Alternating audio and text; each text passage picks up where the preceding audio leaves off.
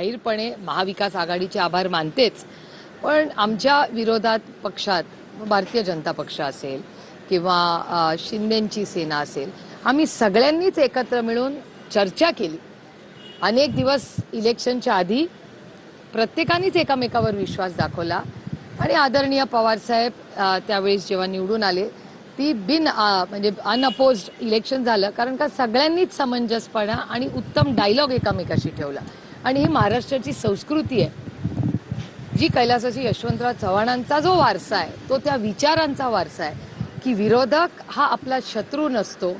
ही लढाई वैचारिक लढाई आहे, ही वैयक्तिक नाही. त्याच्यामुळे मतभेद हे असलेच पाहिजेत, पण मनभेद असता कामा नये. त्याच्यामुळे राज्यसभेचं जेव्हा इलेक्शन झालं तेव्हा सगळ्याच पक्षांनी समंजसपणा दाखवला.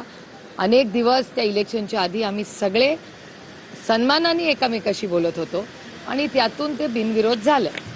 आणि त्याच्यामुळे बिनविरोधच्या प्रक्रिया अनेक वेळा झाल्या आहेत, काही झालेल्याही नाही आहेत. त्याच्यामुळे ह्या इलेक्शनमध्ये काँग्रेसची भूमिका ही लोकशाही पद्धतीने त्यांनी केलेली आहे. त्यामुळे त्याच्यात मला काही फारसं गैर वाटत नाही किंवा काँग्रेसला कोणी कधी कॉन्टॅक्ट केला ह्याची मला काय फारशी माहिती नाही. ताई, या सगळ्या प्रकरणाच्या संदर्भात आता काँग्रेसने तर उमेदवार दिलाय, परंतु या सगळ्या संदर्भात पार्थ पवार माध्यमांशी बोलताना म्हटले की काँग्रेसचा हा सगळा डाऊनफॉल सुरू आहे, त्यामुळे त्यांनी उमेदवार दिलेला आहे आणि त्याचसोबतच ह्याची किंमत चुकवावी लागेल अशा पद्धतीचं एक मत त्यांनी माध्यमांसमोर व्यक्त केलं. ह्या माध्यमांना घेऊन किती परिपक्वता वाटते? एक तर काँग्रेस पक्ष म्हणजे तुम्हाला आठवत असेल, तुमचे सगळे तुम्ही खूप यंग आहात वयाने, पण काँग्रेस पक्ष हा एक भारतातला किंवा कुठलाही पक्ष त्यामाने हा एक राजकीय पक्ष, हा जर संविधानाच्या चौकटीत काम करत असेल तर आपण लोकशाहीवर प्रेम करणारे, विश्वास ठेवणारे लोक आहोत.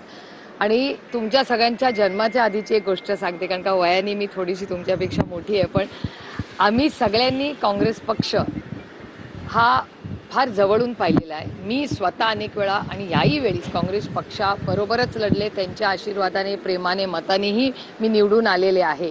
आणि आम्ही सगळ्यांनी म्हणजे दादा असेल, आदरणीय पवारसाहेब तर काँग्रेसमध्येच अनेक वर्ष राहिलेले, दादा असेल, मी, आम्ही सगळेच काँग्रेस विचाराच्या तालमीतच लहानाचे मोठे झालेलो आहोत.